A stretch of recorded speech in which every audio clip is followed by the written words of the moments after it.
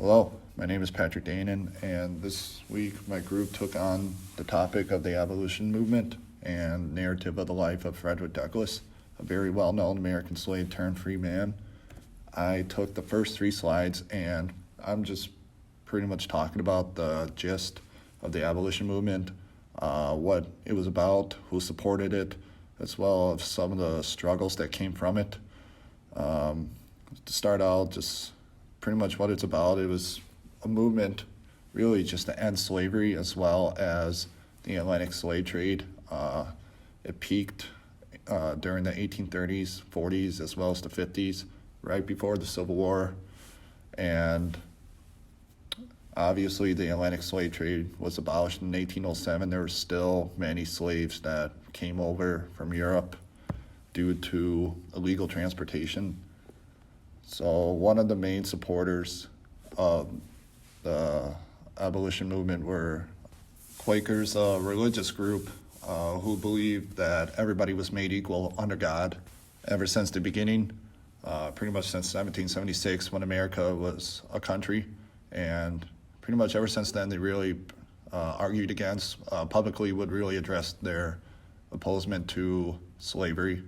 So one of the Quakers, Benjamin Lundy, he started this newspaper called The Genius of Universal Emancipation, which argued for equal rights for African Americans, and would continue to write ways on how to abolish slavery. He would demand suggestions to the government that proposed no new slave states to be admitted to the Union. The internal slave trade would be outlawed, the 3/5 clause of the Constitution to be repealed, and just as a whole would always continue to argue that slavery should be abolished. Now on to the second slide. We're going to continue to talk about the supporters of the movement. Of course, a very big one was the free African Americans. They established some of the earliest abolitionist efforts in the North mainly. And by the 1830s, they had roughly 50 African American anti-slave groups. And another important group were called the American Colonization Society. They were founded in 1860 by Robert Finley, and their goal was obviously to free the slaves, but they were willing to help them go back to Africa so they can finally live out a free life. And they also proposed to either for the slaveholders to voluntarily free their slaves for compensation, as well as they were willing to buy slaves from slaveholders. It was a very promising group, but sadly it didn't work out at the end, which we will get to right away on the next slide. So for the third slide, we're going to talk about the struggles, kind of the hardships of the abolition movement. So to start out, the failure of the American Colonization Society. And it didn't work out because many of the Southern farmers, one, would just not agree to releasing or freeing their slaves. Another argument was they were willing to free their slaves, but they would not accept the fact that they would allow the slaves to become equal in the United States. And also the society just couldn't raise enough money or funds to pay for the freedom of the slaves. They still managed to migrate 1,400 African Americans to Liberia, but the majority of those 1,400 were already free slaves or already living in the North. Another struggle that African Americans face is the backlash that they still receive from the white abolitionists, because some of them still didn't completely accept African Americans, especially darker skinned African Americans. They would accept light-skinned African Americans, but this still didn't compare to the hate they received from other white people, especially anti-abolitionists. Those people, mostly local elites, would come and attack the homes and businesses of black and white abolitionists, destroy their printing presses or any valuable items, and also disrupt their abolition meetings. Many anti-abolitionist white members would transfer some of their hatred from the black abolitionists over to the white abolitionist. Now the next slide will be Hannah's. Hey guys, my name's Hannah Doofman, and I'm going to be helping everyone digest what we read in Chapter 10. So, to start out, I have the question, why should Frederick Douglass's narrative be regarded as an abolition document? So, one reason why this could be is that reading his narrative immerses the reader in his life, which has the potential to induce empathy in the readers for those who were enslaved. Like in this week's first section of the reading, Frederick Douglass's time spent with Mr. Covey was described with horrendous accounts of cruelty, both of which he experienced himself and witnessed done unto others. A rather peculiar aspect of Mr. Covey's cruelty was the way in which he attempted to catch his slaves in the act of slacking off. Covey would typically work out in the field with the enslaved peoples, but sometimes he would attempt to trick the field hands into thinking he was going to be absent for long periods of time. He would announce he was going to leave the farm, and on occasion he would actually leave the farm on his horse, but then he would tie his horse up out in the woods somewhere and then sneak back onto the farm and hide from the slaves in hopes of catching them doing something worthy of punishment. So when he does this, it almost makes you wonder, did he allow for them to see him hiding on purpose? Was this an attempt to subject them to further psychological abuse, forcing them to constantly remain paranoid about someone always watching them, waiting to catch them doing wrong? Alright, so we're going to continue with our question of why this should be regarded as an abolition document. The reader is still immersed in his experience, and this is how they get such a great sense of how important Frederick Douglass's turning point was.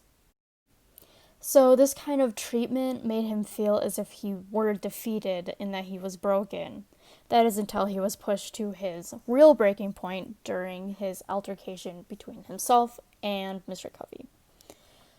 But to Frederick Douglass's benefit, Mr. Covey was a prime example of white Southerners practicing the Southern Code of Honor.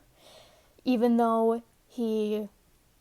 Covey probably should have turned Frederick Douglass into the police to be made a public example of, he was more interested in preserving his own reputation as a slave breaker.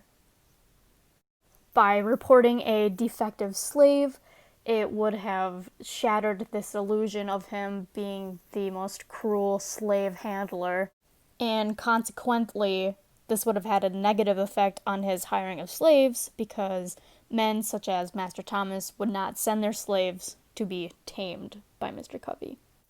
Furthermore, as a consequence of this altercation and Mr. Covey being fearful of the blackmail, pretty much, that Frederick Douglass has over his head, it gave Frederick the upper hand in the situation and restored his hope in getting his freedom someday, as you can see on the quote from page 57.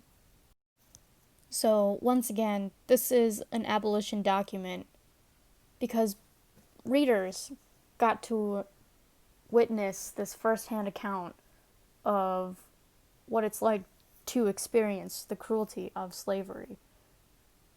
Without actually experiencing it themselves, they could hear the testimony of someone who gives this description where it almost makes you feel as if you are in their situation. Needless to say, it was very impactful and very effective in evoking emotions.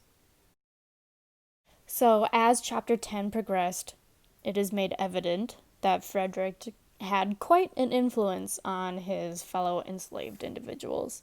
What are some of the ways that you can think of? If the first thing that came to your mind was him teaching fellow slaves how to read and write, why was this so dangerous to the institution of slavery? Why were enslavers so fearful of literate slaves?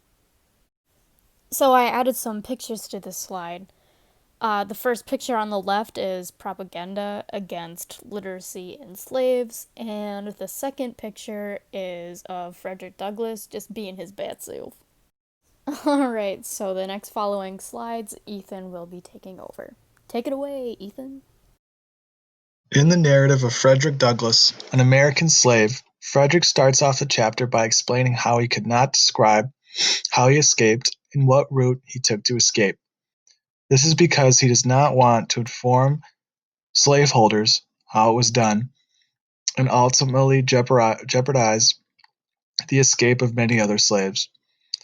Instead, he details the events that led up to his eventual escape. Frederick applied for work for Master Hugh at the shipyard and agreed to pay him most of his salary at the end of every week. This allowed Frederick to become even closer to being a free man. After some time, Frederick decided to work for Mr. Butler to get farther away from Master Hugh and make his escape. Frederick Douglass escaped on September 3, 1838, by taking a train from Baltimore to New York dressed as a sailor. After Frederick Douglass was freed and arrived in New York, he married a freed slave named Anna. He and his wife, anxious about New York being so close to the South, decided to move to Massachusetts. Shortly after his move, Frederick Douglass became one of the leading speakers in the abolitionist movement. Frederick published his first autobiography, The Narrative of the Life of Frederick Douglass, in 1845. His autobiography became very popular across the nation and allocated him the funds to purchase his freedom. Frederick Douglass published many more biographies and published one of his most famous papers, The North Star, in 1847. After a life of advocating for the abolitionist movement and becoming a prominent figure in American philosophy, he passed away on February 20th, 1895, from a heart attack.